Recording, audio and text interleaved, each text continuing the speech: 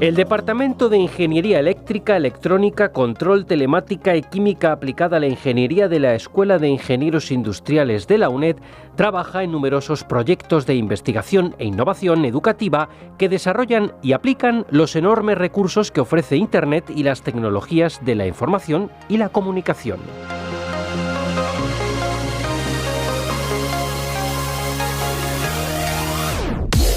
Algunas de esas áreas son los laboratorios remotos, el Internet de las cosas, la realidad virtual, realidad aumentada, robótica y computación en la nube. Tecnologías que potencian y optimizan las prestaciones de la educación a distancia y que van más allá de la propia universidad. De hecho, algunos de estos proyectos se dirigen al ámbito empresarial. El objetivo es mejorar la competitividad de las empresas europeas mediante herramientas que las posicionen de forma óptima en la denominada Industria 4.0.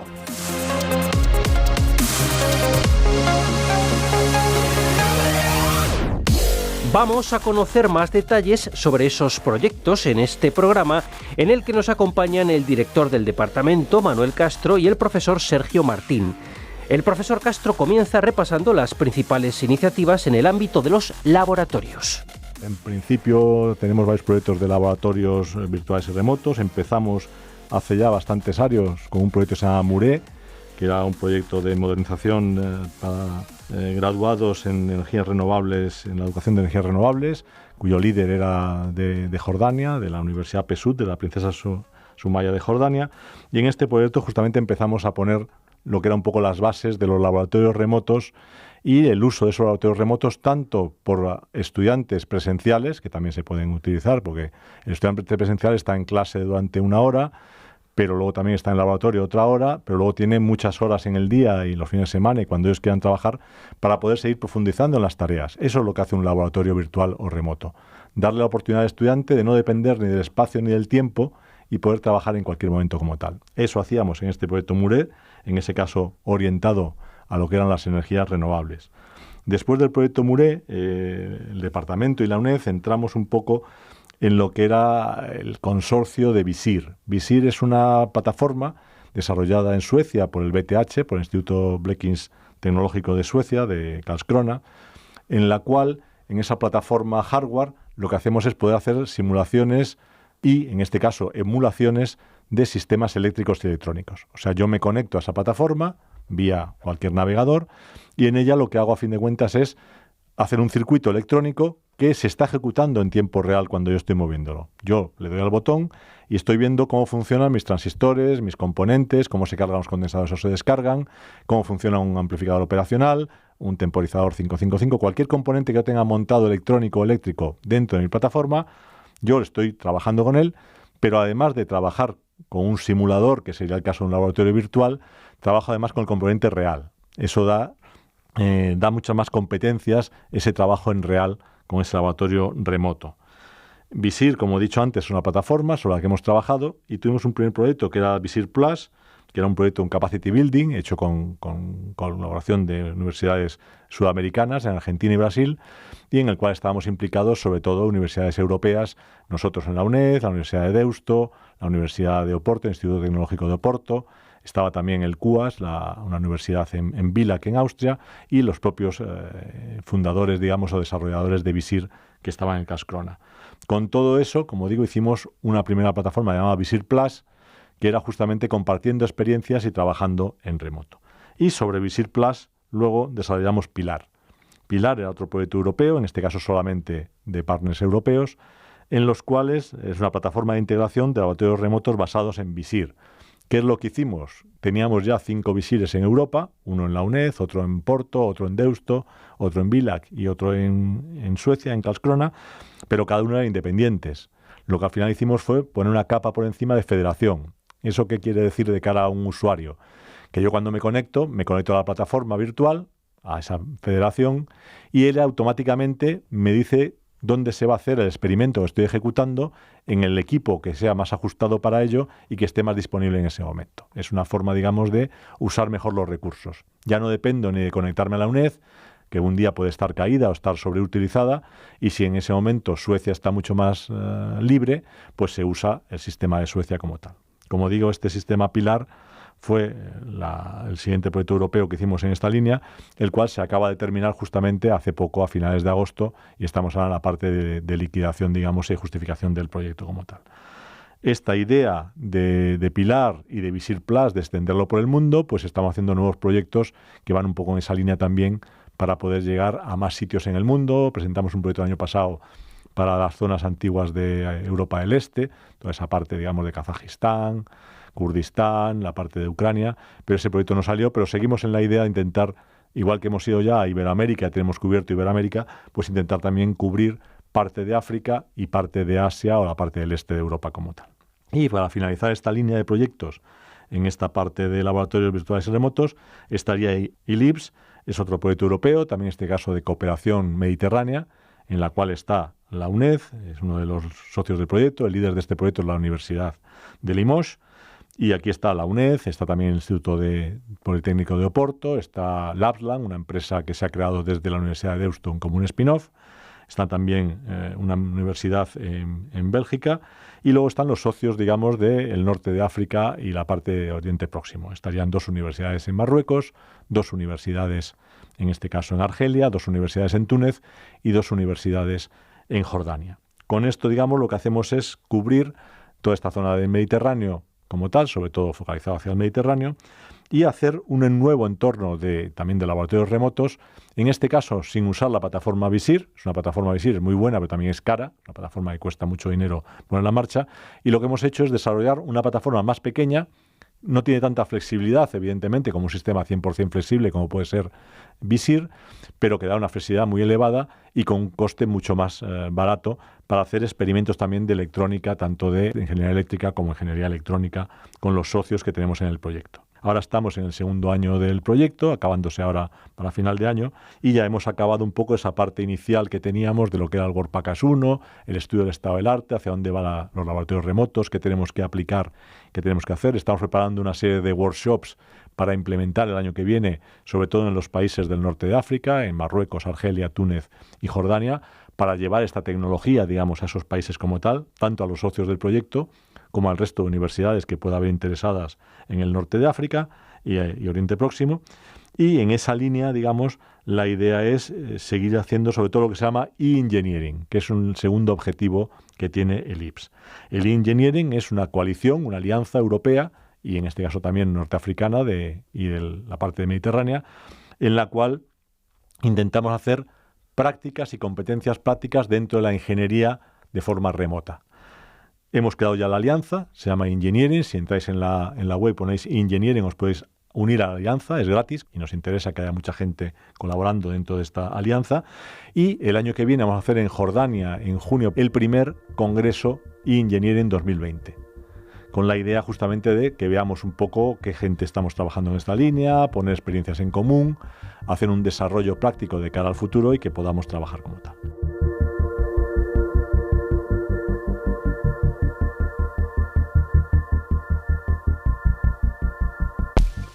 El profesor Martín completa esta información sobre los proyectos en laboratorios, prestando especial atención a los que se dirigen a las empresas con la idea de mejorar su competitividad. En la parte de laboratorios, pues también yo creo que merece la pena comentar todos los laboratorios que hemos desarrollado y estamos utilizando en la parte de sistemas digitales y arquitecturas digitales. En ese sentido, pues bueno, hemos desarrollado tanto laboratorios virtuales como remotos que los estamos usando. Surgieron como una necesidad para la docencia en la UNED, esa distancia, entonces pues surgieron un poco de la docencia, pero también los estamos utilizando a nivel de investigación, pues para hacer experimentación, para realizar publicaciones, etcétera. Entonces, en ese sentido, merece la pena destacar el laboratorio virtual de electrónica digital, donde hemos desarrollado cerca de 180, 200 pequeños laboratorios virtuales con distintos circuitos digitales, desde puertas lógicas muy sencillitas a circuitos combinacionales, sumadores o circuitos secuenciales, contadores, hemos desarrollado un montón de pequeños circuitos interactivos donde el alumno puede jugar con las entradas, puede ver qué ocurre con las salidas, ve cronogramas y puede interactuar y ver de una manera más sencilla e intuitiva cómo funcionan estos circuitos. Como digo, son laboratorios virtuales, es decir, no se corresponde a nada físico detrás, es solamente una simulación online, web, y la verdad es que estamos muy contentos porque estos laboratorios recibieron recientemente varios premios. En primer lugar recibió el premio de buenas prácticas del personal docente investigador de la UNED del año 2018 y en 2019 ha recibido el premio internacional a mejor laboratorio virtual del mundo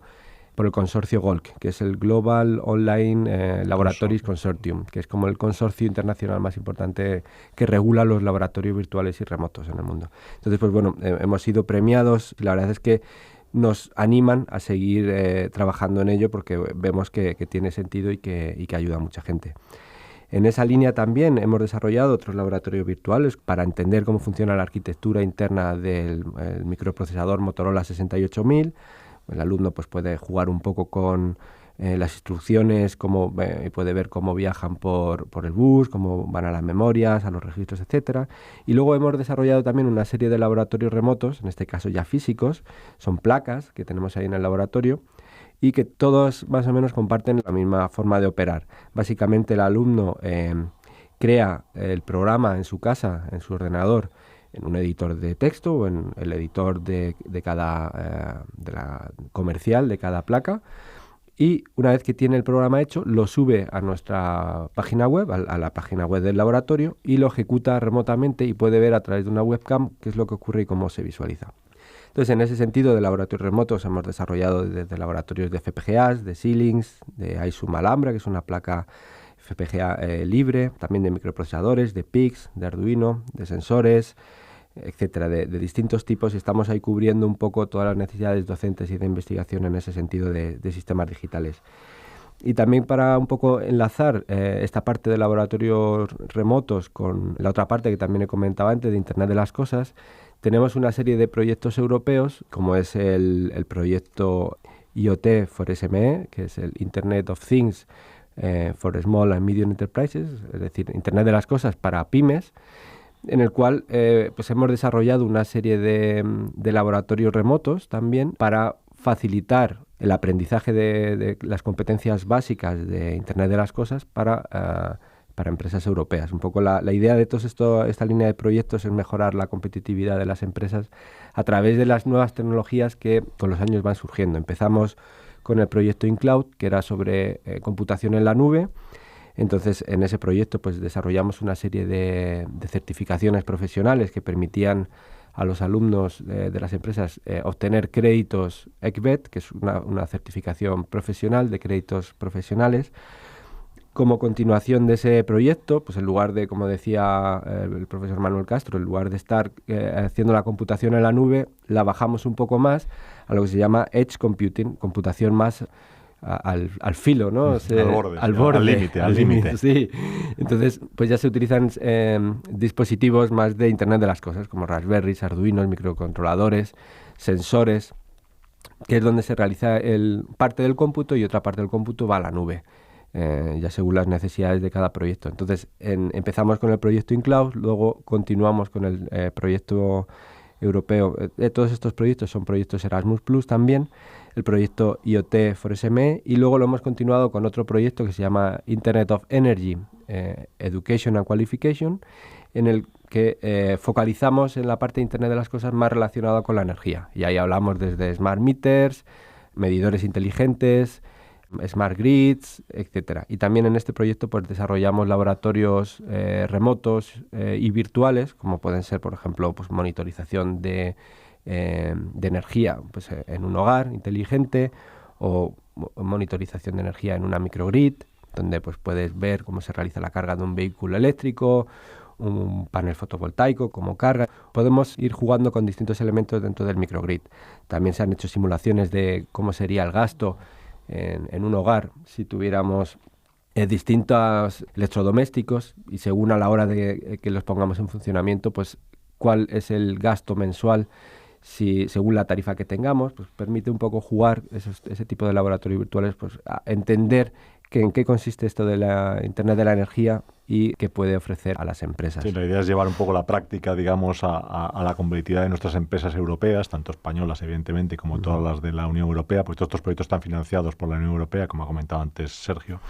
Y en esa línea, por ejemplo, tenemos ya el último proyecto que nos ha llegado al departamento, que es el I4EU, que es el Key Competences for an European Model of Industry 4.0, que justamente va en la línea de intentar proporcionar a las empresas europeas que están trabajando en áreas de robotización, fabricación o las propias universidades que dan estos sistemas para formar a los estudiantes, a los futuros empleados europeos, justamente las competencias clave para poderse mover en este nuevo mundo de la industria 4.0. La industria 4.0 básicamente es la industria tradicional que tenemos de los últimos 20 años, en las cuales metemos una carga muy fuerte de lo que es comunicaciones y una carga muy fuerte, digamos, del control de saber qué pasa en cada momento, en cada sitio, porque todo el sistema, todo el ciclo de vida de cualquier equipo, componente, actividad que se mueva dentro de la industria 4.0 está monitorizada y es posible conocer en cualquier momento cómo está como tal. Y nos puede dar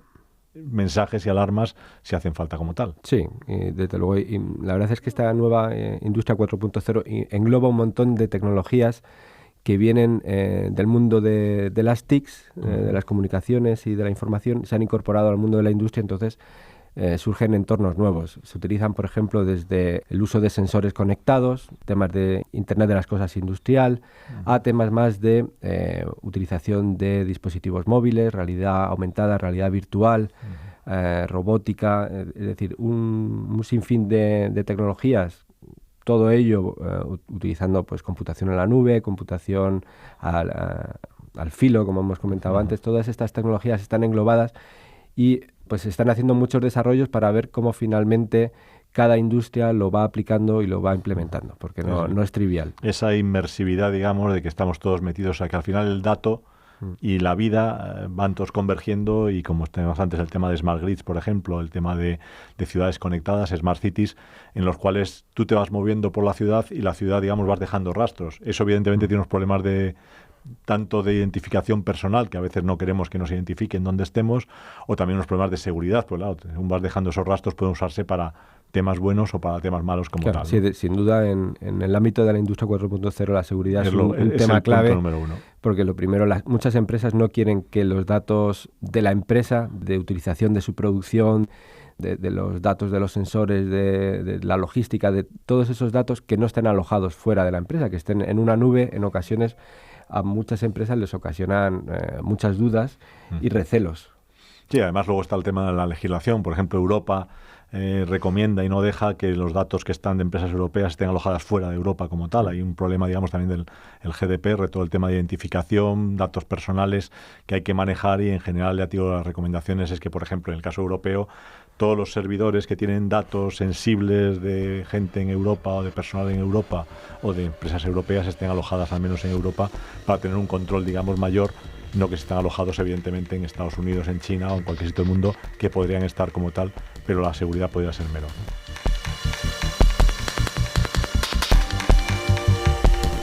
Ya en el tramo final del programa, nuestros profesores se centran en la parte educativa y de formación. Tenemos también una serie de proyectos en el aspecto educativo, sobre todo enfocados a mejorar también la competitividad de las empresas en el tema educativo, en el tema de la formación. Por ejemplo, empezamos hace ya años con el proyecto MRich, en el cual lo que teníamos era justamente utilizar la tecnología móvil para la mejora, digamos, de esa formación, tanto en la empresa como en la universidad o en los colegios, o sobre todo también para el tema de discapacitados o de personas que están en riesgo por poblaciones de riesgo o con menos posibilidades, digamos, de trabajo. Ese MRIS también luego seguimos con el MEQUITY, que fue otro proyecto, en este caso también con Jordania, que hemos trabajado mucho para mejorar la calidad en la educación superior en Jordania, en grupos también de riesgo. O ahora el último proyecto que tenemos en esta línea, que es el proyecto TESI, que está ahora en marcha, acaba el año que viene, a finales del año que viene, que es un proyecto, digamos, para hacer sistemas adaptativos personalizados para crear un poco las herramientas de expresión para la inclusión social de aprendizajes con problemas verbales o discapacidades. Este proyecto TESI como tal está liderado en este caso por la Universidad de Plovdiv en Bulgaria, y ahí estamos también socios nosotros en España, la UNED, están socios también en este caso en Grecia, en Polonia, en Hungría, en los cuales, digamos, nos movemos, estamos haciendo esos desarrollos, una serie de aplicaciones para, sobre todo, un poco lo que sería esa digitalización, que es el otro punto en el cual tanto las empresas como las universidades estamos avanzando cada día para justamente esa digitalización en lo que es el apoyo, digamos, a nuevos sectores, en este caso con riesgo de inclusión, para que tengan un aprendizaje mucho más, digamos, inclusivo, colaborativo y poder trabajar. Estamos desarrollando aplicaciones, en este caso para móviles, para tabletas, para llegar a ese grupo, digamos, como decía antes, tanto con problemas de comunicación verbal o problemas de discapacidades, para que ellos ya puedan estar integrados y puedan aprender de una forma pues mucho mejor en este aspecto, mucho más sencilla, y que tengan a fin de cuentas las mismas oportunidades que tendría cualquier persona que no estaría en esos grupos de riesgo o esa comunicación. Esta línea también de educación como tal converge en el tema también de uso de tecnologías educativas, temas inmersivos o temas de realidad virtual. No sé si quieres ahí comentar algo más. Ahí hemos empezado recientemente también a trabajar en un consorcio internacional que bueno, pues está investigando el estado actual de las tecnologías inmersivas tipo realidad virtual, realidad aumentada, realidades mixtas, y cuál es el impacto que tienen en la educación y cuáles son las oportunidades y retos que tienen que llevar a cabo en el futuro para realmente tener un impacto, realmente llegar a las aulas y tener una utilidad práctica y amplia dentro de la sociedad educativa. Entonces, en ese caso, pues como digo, hemos estado elaborando un informe y realizando investigaciones en ese sentido para avanzar en esa línea que siempre hemos tenido ahí en el departamento. Siempre hemos estado investigando también en nuevas tecnologías educativas, cuál ha sido su evolución a lo largo de los años, cómo han ido impactando sobre todo en nuestro ámbito, que es el de la educación en ingeniería, cómo han ido impactando estas tecnologías móviles, inmersivas, pero también otras como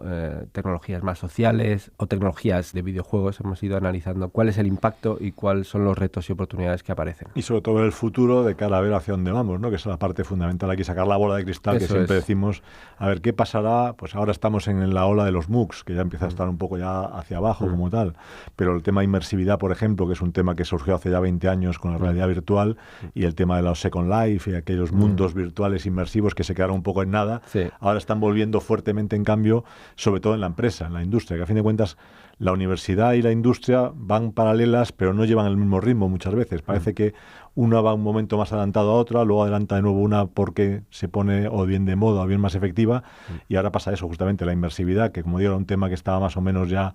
por decirlo así, superado hace como 10 años, ahora en cambio es el tema que está ahora puntero en la parte de proyectos a nivel de interrelación y sobre todo no de inmersión, porque es inmersividad, de lo que son nuevas aplicaciones tecnológicas en la educación. Sí, desde luego. En educación ha habido épocas de mucho auge y otras épocas de menor, sobre todo relacionado con el hecho de que no está bien visto el uso de dispositivos móviles en las aulas, o el uso de estos dispositivos pues puede conllevar ciertos problemas, tanto a nivel técnico como de privacidad, etcétera. Entonces sí que se han encontrado otros nichos como la industria, donde sí que están teniendo aplicaciones y parece que está teniendo mucho futuro. Yes, pues yo creo que ya con esto cerramos el programa por hoy. Daros las gracias por habernos escuchado. Esperamos que haya sido interesante. Si tenéis cualquier duda o pregunta, entráis en la UNED, buscáis Manuel Castro UNED o Sergio Martín UNED, y ahí veréis nuestros correos, teléfonos y demás. Nos contactáis y esperamos que nuestros proyectos que estamos haciendo el día a día para mejorar nuestra docencia y mejorar nuestra investigación os hayan sido de interés. Muchas gracias y buen día. Muchas gracias. Un saludo.